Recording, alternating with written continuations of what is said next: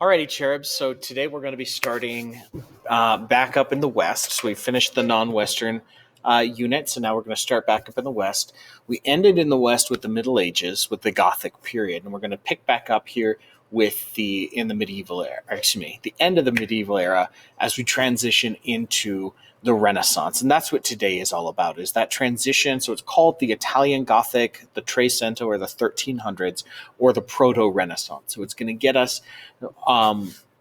make that distance, that leap between the Middle Ages and the Renaissance, and that's what we're doing today. Okay, so just remember, and we haven't talked about this in a minute because we've been doing other things, but remember that there is this flux back and forth in Western art between the intellect and the emotion, and this flow back and forth between the two. That in classical Greece, we were intellectual, that it was more important to stimulate the mind than it was the heart. But in Hellenistic Greece, the pieces became big and emotional because that was what was more important. Republican Rome with verism is intellectual. Imperial Rome, with its size and its conspicuous consumption, was more emotionally driven. And then as we transition into the medieval period, the Romanesque period becomes more formulaic. All right. Whereas that Gothic art is starting again to appeal more to the emotions. So as we start to come out of the Gothic, you can see how we're going to start to create art more again to a formula to go back into the intellectual side. Now, remember, here's the church. We looked at both of these churches. Which one is more formulaic and which one is more emotional? Hopefully you can tell that this is Sainte Foy, and it is more formulaic. They're trying to adhere to the precepts of Roman architecture, whereas the Gothic architecture, remember, is driven by lux nova, the idea of experiencing heaven on earth. That the Rotgen Pietà, for example, is Gothic, therefore it is emotional. Look at the emotion in this Mary holding the dead Christ as opposed to Mary holding the Christ child, which is very formulaic. This is a Renaissance reliquary. Okay? Renaissance reliquary. Romanesque reliquary. Okay? So here we go. Again, emotionless, formulaic, emotion-driven, and Gothic. Okay? The Bayeux tapestry, again, very flattened and very influenced by Byzantium, whereas the Gothic, this is the Golden Hagadah, is more influenced by trying to create a more real scene. All right, so less formulaic. So Gothic, Romanesque. All right. So in the 1300s, art is still influenced by Byzantium. Okay, so we've got Cimabue here, who is creating this Madonna enthroned. Now you can see the Byzantine influence. You can see that the angels are vertically stacked, that they have no real weight to them, that the Madonna and Christ child are sitting here. Again, they're very flattened. They have no real weight to them. The lines are there indicating the drapery, but there's no volume to that drapery. All the angels have pretty much the same face. It's just copy paste. And Mary has a very similar face, if not identical, to the angels. Okay, because that's not the point. It's not to create these individualized humans. And the Christ child is just a mini man, just miniaturized. Okay? This is Cimabue. So he is creating Madonna enthroned with angels. And this is very much influenced still by that medieval Byzantine influence. Okay. Now, if we look at these two, again, the subject matter is the same. And you'll notice that it's Madonna enthroned with angels, holding the Christ child. But hopefully you can see there's a major difference. There's a major shift here. So the angels and the saints are no longer stacked like Scooby-Doo style in the doorway. You know, they're not Scooby-Doo stacked, but we're getting angels' faces portions of their faces are being omitted because they're covered by the halos of the angel in front. So we're getting this layered look, and it looks more real to us because they're not flying up into the air like What are these guys standing on over here? Let me grab that pointer. What are these guys standing on? Nothing. We're just meant to know that they're standing behind. Or this, they are standing behind because they're more on the same level. Okay? And that was done on purpose. The angels look like they have weight, like their garments are folded. And so these angels too, that there's volume here. There's volume here. They look like there's a knee underneath there and a thigh. All right. And Mary has knees. I mean, this doesn't look like there's any, that's the point where the drapery is hanging, but this looks like a knee. Okay. She looks like she's a solid person sitting on this throne. And the Christ child, while not the most beautiful baby ever depicted, he looks less than like a miniature adult, more baby-ish. Still not perfect, but it's more baby-like. And he definitely has weight and volume and a form. And Mary has breasts, and we can see that these are individualized faces. All right? We're getting shading in here. And this is by the student of Cimabue, who's only painting 10 years later. So, and his name is Giotto. Okay? And Giotto is giving us the impetus. He's giving the format to break the medieval mold and carry us forward into the Renaissance. And that's where we're going to talk about today. So here in Italy, all right, we're getting in Padua this chapel. Now, this is the only piece we're going to talk about today. This chapel is one of the most important pieces of art in the Western canon. Okay. In all of Western art history, this is one of the top 3 most important places. And the reason is what's inside. Okay. Now, it's called the Arena or the Scrovegni Chapel. You can see it's just got this very simple design. Okay, it is brick. It does have this tympanum above the doorway. It does have these modest buttresses down the sides. And it has these Roman arches also down the sides. Now, this isn't meant to be a major basilica or a major church. Okay, this is a private chapel. And it was done for the Scrovegni family. It was paid for by them. The Scrovegnis are money lenders, which in the Bible is expressly forbidden, that to charge interest is expressly forbidden. It's called usury in the Bible. And charging interest is forbidden. You're not allowed to do that. But that's how a banker makes a living. That's how they make money. So they charge interest. So the Scrovegni family is actually on God's hit list. So in just previous to this, Dante Alighieri wrote the Divine Comedy. All right. And he assigned people mythological and figures to different places within, historical figures, literary figures. He assigned them to places, and it details his journey through the depths of hell. And then it climbs down all the way through hell, and then up Mount Purgatory, where he's purged of all of his sins until he reaches the very top, and at which point then he goes and tours heaven.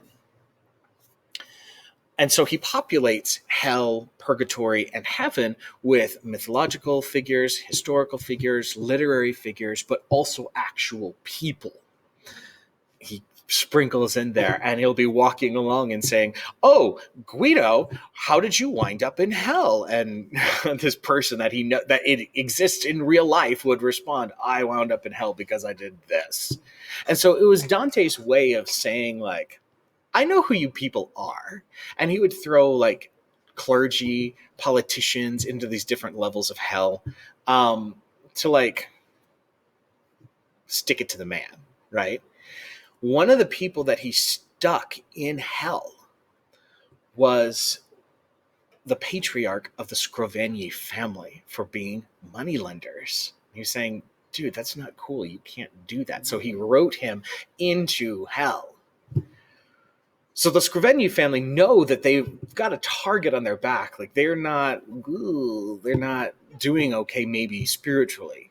So what they do with their extra money to try and atone for their sins, because they get fabulously wealthy off this, is they build this chapel.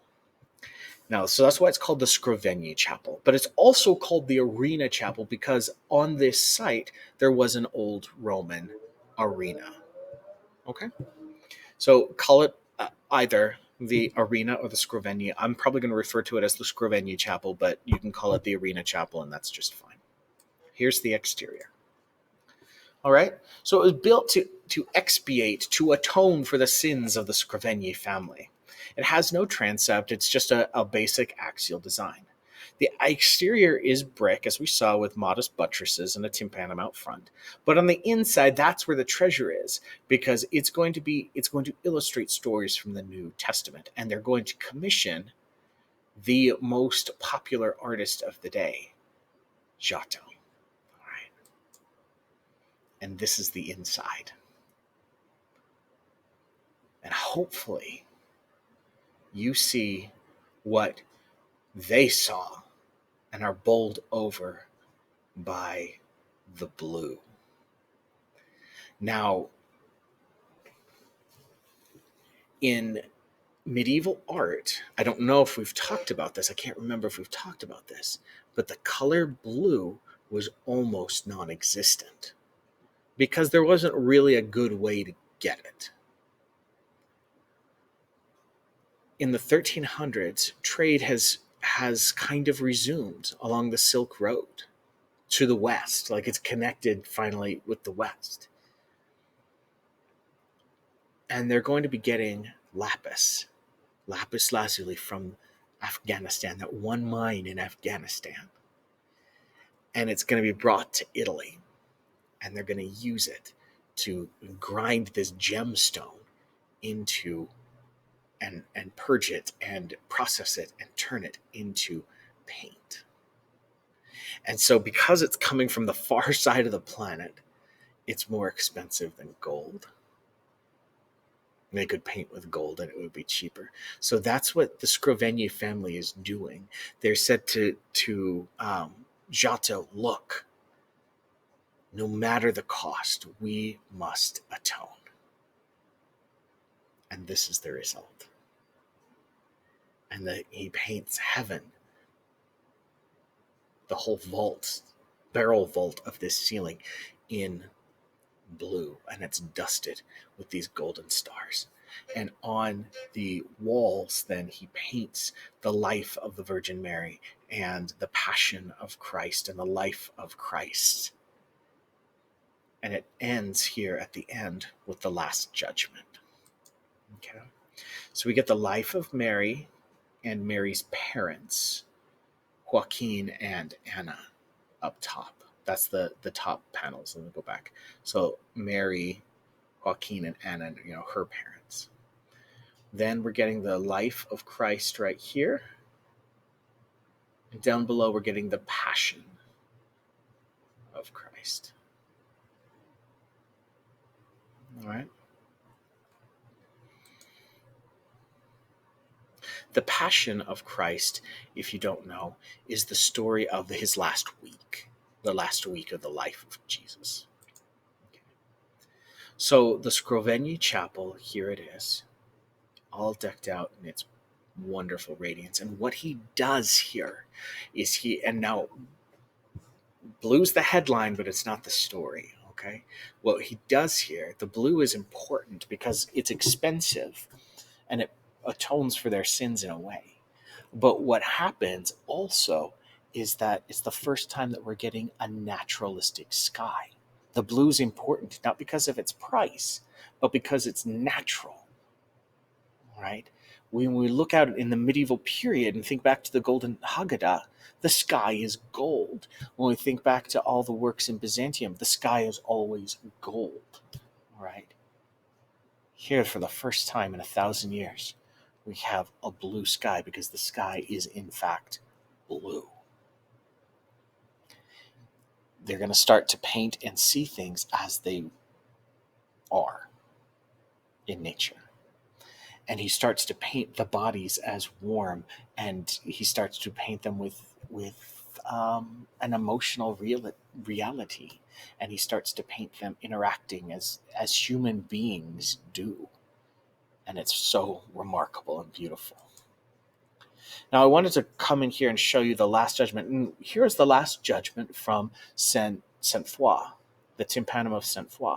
But you can see, I wanted you to notice how they're organized so much the same. The central figure, of course, is Christ sitting enthroned in a mandorla. And here the mandorla is a rainbow, and he's surrounded by angels. Okay? And the cross of Jesus is held up by two angels and is the centerpiece. Here we got the cross, here we got the cross. On the his right, our left, are the saved. All right? And on his left, our right, are the damned. So here are the damned being tortured and tormented and suffering. I'm going to click this so we can see it just a little bit better. Okay? So here's Christ enthroned. Let me zoom in on him. Now, on either side are the 12 apostles. Okay? So those are the 12 apostles. And above them, we've got the hosts of heaven, the armies of heaven coming forth to end the world. Down below, we've got his cross. We've got the damned, and there's Satan with the hell mouth in blue. The demons have all these great colors, and they're being the damned are being tormented, and they're being cast aside from the throne of Christ and called down. But also the dead are rising. The dead are rising and being brought out of their graves. And the righteous dead are rising to meet Christ in the air. And the damned dead march into the hellmouth and are being consumed. Now here we've got the Scrovenies, and they're presenting their chapel to the Virgin Mary as a gift. Okay? As it being dedicated to her and to the glory of God. So this is to, again, make up for their misdeeds. All right? So that's the Last Judgment, and you can see how they're very, very stylistically, they're very, very similar. And that, of course, is the point. Now we'll see here, this is a panel from the Golden Hagadah.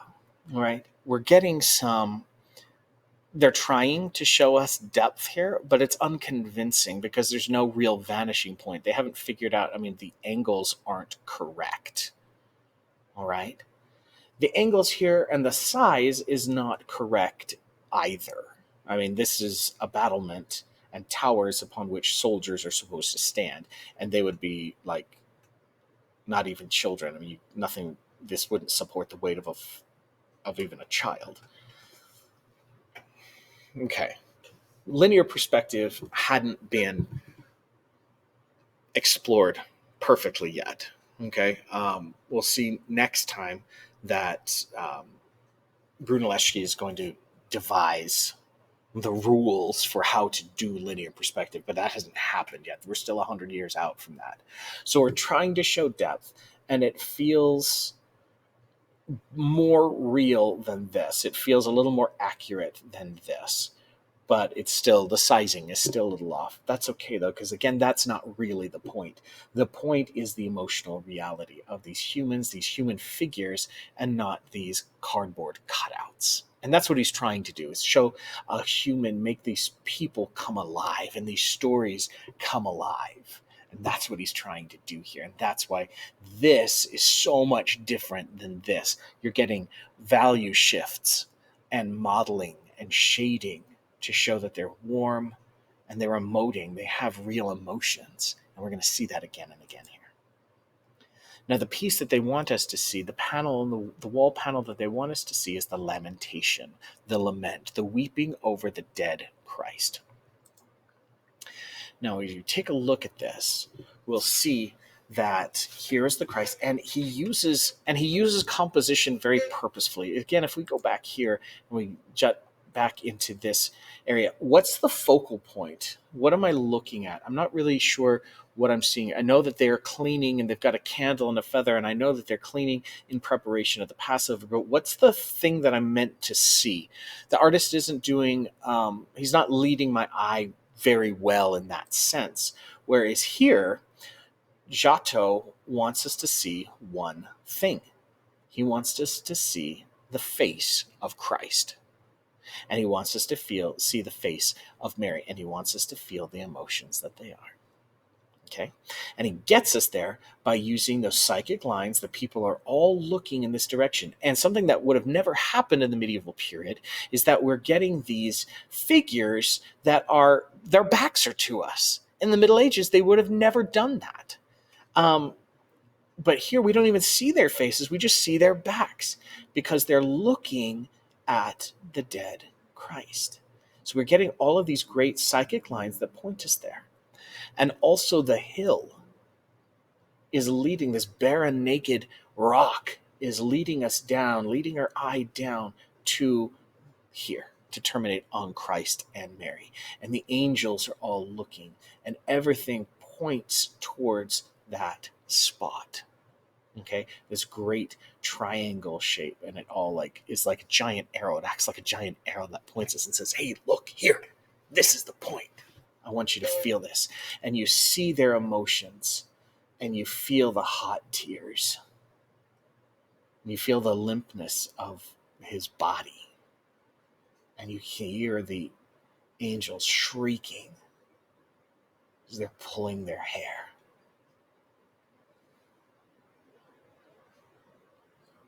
And you feel the pain of the moment. What's it like to lose a friend? And these guys trying to just hold it together and not appear weak. So compositionally, a masterpiece. Emotionally, how correct. Now you'll notice in the quatrefoils on the side, and we haven't seen this in 1,000 years either. In the quatrefoils on the side, we're getting painted, Giotto paints us a lion's den. And he paints us a man being eaten by a fish. And we saw this all the way back in the catacombs of Priscilla. And he's doing the exact same thing here for the exact same reasons. We look at this panel and we're supposed to be filled with despair at the loss of Jesus. But Giotto is hinting at us and telling us, no, it's okay. Remember the story of Jonah? Remember how many days later, 3 days later, he came back. And Daniel was buried in the earth with these lions. And remember what happened? He wasn't consumed. Death couldn't beat him. And even though he's dead, just wait. And you're going to see the miracle. And that's the point of the story. Okay, and that's what he's doing here. And that's what he's showing us. And he's showing us in fresco. This is all fresco. This is all painted on wet plaster. Okay. So the lamentation from the Scrovegni Chapel shows us his mastery of composition, his mastery of detailing the human. Okay. And giving us real individuals. Now, when you look in the chapel, on the one side is the lamentation in the Passion section. But as you look opposite, on the other wall, you're going to see this. And it's very purposefully arranged in the exact same way. It's the Nativity. We have Mary holding the Christ. And the person down below, this is going to be Joseph, who's down below, resting. You see the angels above, and the two figures off to the side, the shepherds. Okay? The head of this figure, the midwife who's helping deliver the baby, and the head, like, it's perfectly mirrored. And he does that on purpose. He arranges the Nativity as the opposite of the Lamentation so that you can go, oh, now I get it. That his whole life was leading up to this moment. That's what Giotto is telling you. Okay. We're going to end with these two clips, one from Sister Wendy, and I'll post links in the description above in the cards. One from Sister Wendy, where she talks to us about, and she's going to lean into the story and the storytelling abilities of Giotto. And James Fox is going to lean into the more contextual of the paint and the color blue and what he's trying to do by incorporating the color blue into this work. And this is our piece, the Scrovegni Chapel. And with this, Giotto, individually, as a human, as a man, breaks the medieval hold and kicks off the Renaissance. Okay? And this is so important. I can't even stress how important this is. So this is it. Next time, we're going to continue on into the dawn of the Renaissance and dive into this glorious world of miraculous art. I can't wait to do it with you. Okay? Have a great day, and I'll see you next time.